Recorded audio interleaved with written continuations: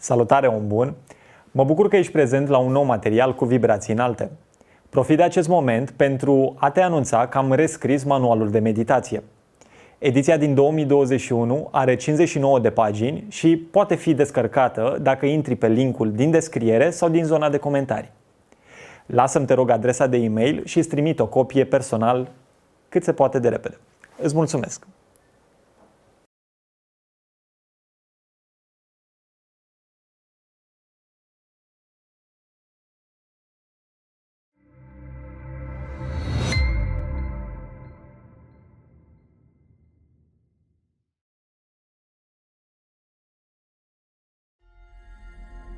People wake up in the morning, they begin to think about their problems.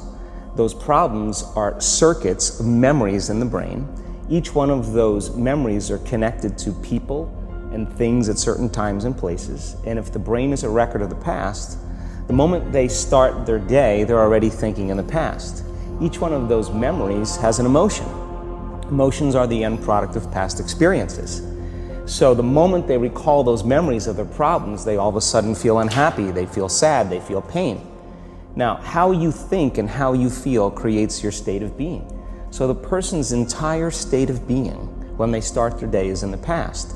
So what does that mean? The familiar past will sooner or later be predictable future. So if you believe that your thoughts have something to do with your destiny, and you can't think greater than how you feel, or feelings have become the means of thinking, by very definition of emotions, you're thinking in the past. And for the most part, you're going to keep creating the same life. So then people grab their cell phone, they check their WhatsApp, they check their text, they check their emails, they check Facebook, they take a picture of their feet, they post it on Facebook, they tweet something, they do Instagram, they check the news, and now they feel really connected to everything that's known in their life. And then they go through a series of routine behaviors.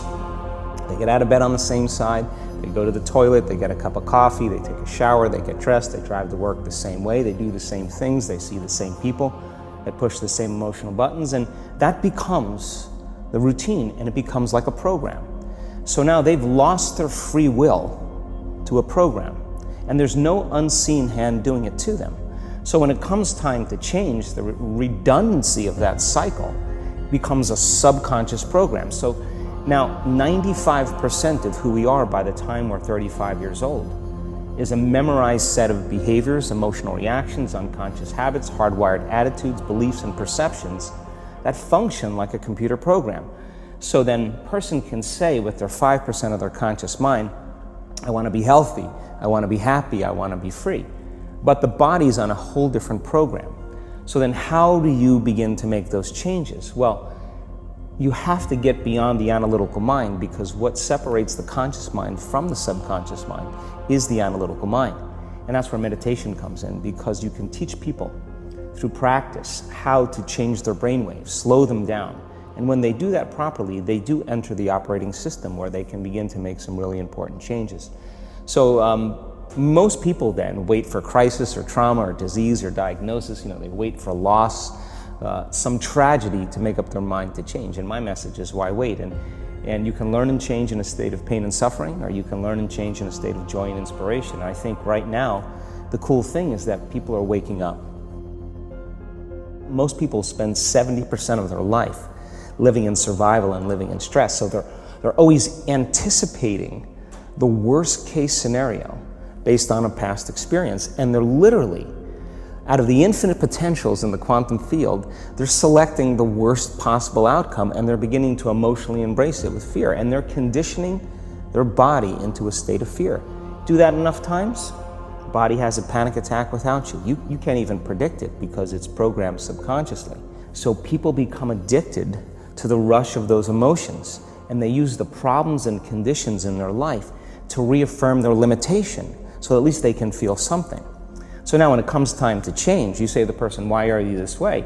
Well, every time they recall the event, they're producing the same chemistry in their brain and body as if the event is occurring, firing and wiring the same circuits and sending the same emotional signature to the body.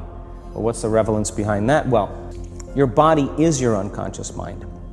In a sense, if you're sitting down and you start thinking about some future worst case scenario that you're conjuring up in your mind, and you begin to feel the emotion of that event, your body doesn't know the difference between the event that's taking place in your world, outer world, and what you're creating by emotion or thought alone. So most people then, they're constantly reaffirming their emotional states. So when it comes time to give up that emotion, they can say, I really want to do it, but really the body is stronger than the mind because it's been conditioned that way. So the servant now has become the master. And the person all of a sudden, once they step into that unknown, they'd rather feel guilt and suffering because at least they can predict it. Being in the unknown is a scary place for most people because the unknown is uncertain. People say to me, well, I can't predict my future. I'm in the unknown, and I always say the best way to predict your future is to create it. Not from the known, but from the unknown. What thoughts do you want to fire and wire in your brain? What behaviors do you want to demonstrate in one day? The act of rehearsing them mentally, closing your eyes, and rehearsing the action. Rehearsing the reaction of what you want, or the action? Yeah, the action of what you want. By closing your eyes and mentally rehearsing some action. If you're truly present, the brain does not know the difference between what you're imaging and what you're experiencing in 3D world. So then you begin to install the neurological hardware in your brain to look like the event has already occurred. Now, your brain is no longer a record of the past. Now it's a map to the future. And if you keep doing it, priming it that way, the hardware becomes a software program. And who knows, you just may start acting like a happy person. And then I think the hardest part is to teach our body emotionally what the future will feel like ahead of the actual experience. So what does that mean? You can't wait for your success to feel empowered. You can't wait for your wealth to feel abundant. You can't wait for your new relationship to feel love, or your healing to feel whole. I mean, that's the old model of reality of cause and effect, waiting for something outside of us to change how we feel inside of us. And when we feel better inside of us, we pay attention to whoever or whatever caused it. But what that means then is that from the Newtonian world is that most people spend their whole life living in lack, waiting for something to change out there. What do you mean the Newtonian world? The Newtonian world is all about the predictable. It's all about predicting the future. But the quantum model of reality is about causing an effect. The moment you start feeling abundant and worthy, you are generating wealth. The moment you're empowered and feel it, you're beginning to step towards your success. The moment you start feeling whole, your healing begins. And when you love yourself and you love all of life, you'll create an equal. And now you're causing an effect. And I think that's the difference between living as a victim in your world, saying, I am this way because of this person or that thing or this experience. They made me think and feel this way. When you switch that around, you become a creator of your world, and you start saying, my thinking and my feeling is changing an outcome in my life. And now that's a whole different game, and we start believing more that we're creators of reality. And most people, when they have a thought, they just think that that's the truth. And I think one of my greatest realizations in my own journey was, just because you have a thought doesn't necessarily mean it's true. So if you think 60 to 70,000 thoughts in one day, and we do, and 90% of those thoughts are the same thoughts as the day before, and you believe that your thoughts have something to do with your destiny, your life's not going to change very much, because the same thought leads to the same choice leads to the same behavior creates the same experience, and the same experience produces the same emotion. And so then the act of becoming conscious of this process to begin to become more aware of how you think, how you act, and how you feel. It's called metacognition. And so then, why is that important? Because the more conscious you become of those unconscious states of mind and body, the less likely you're going to go unconscious during the day. And that thought is not going to slip by your awareness unchecked, because it means to know thyself. The word meditation means to become familiar with. So as you become familiar with the thoughts, the behaviors, and the emotions of the old self, you're retiring that old self. As you fire and wire new thoughts and condition the body into a new emotional state, if you do that enough times, it'll begin to become familiar to you. So it's so important, just like a garden. If you're planting a garden, you got to get rid of the weeds. You got to take the plants from the past year and you got to pull them out. The rocks that sift to the top that are Like our emotional blocks, they have to be removed. The soil has to be tenderized and broken down. We have to make room to plant a new garden. So primarily, we learn the most about ourselves and others when we're uncomfortable. Because the moment you move into that uncomfortable state, normally a program jumps in.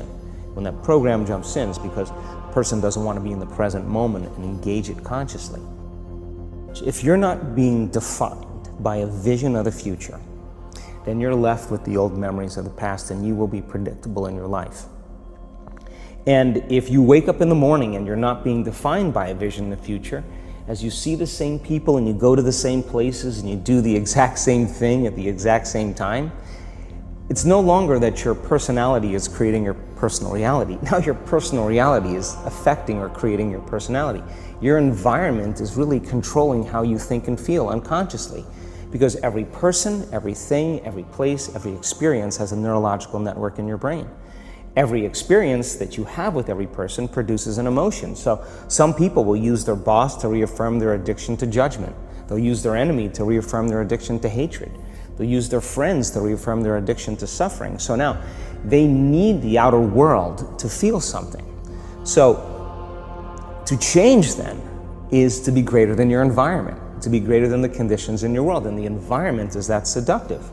So then, why is meditation the tool? Well, let's sit down, let's close our eyes. Let's disconnect from your outer environment. So if you're seeing less things, there's less stimulation going to your brain. If you're playing soft music or you have earplugs in, less sensory information coming to your brain, so you're disconnecting from your environment. If you can sit your body down and tell it to stay like an animal, stay right here. I'm going to feed you when we're done. You can get up and check your emails. You can do all your texts. But right now, you're going to sit there and obey me.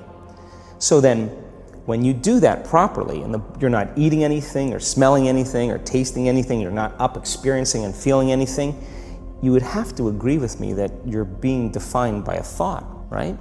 So when the body wants to go back to its emotional past, and you become aware that your attention is on that emotion, and where you place your attention is where you place your energy. You're siphoning your energy out of the present moment into the past, and you become aware of that. And you settle your body back down in the present moment, because it's saying, well, it's 8 o'clock. You normally get upset because you're in traffic around this time. And here you are sitting, and we're used to feeling anger, and you're off schedule. Oh, it's 11 o'clock, and you usually check your emails and judge everybody. Well, the body's looking for that predictable chemical state. Every time you become aware that you're doing that and your body is craving those emotions and you settle it back down into the present moment, you're telling the body it's no longer the mind, that you're the mind. And now your will is getting greater than the program. And if you keep doing this over and over again, over and over again, over and over again, just like training a stallion or a dog, it's just going to say, I'm going to sit. And the moment that happens, and the body's no longer the mind, when it finally surrenders, there's a liberation of energy. We go from particle to wave, from matter to energy, and we free ourselves from the chains of those emotions that keep us in the familiar past. And we've seen this thousands of times. In fact, we can actually predict it now on a brain scan.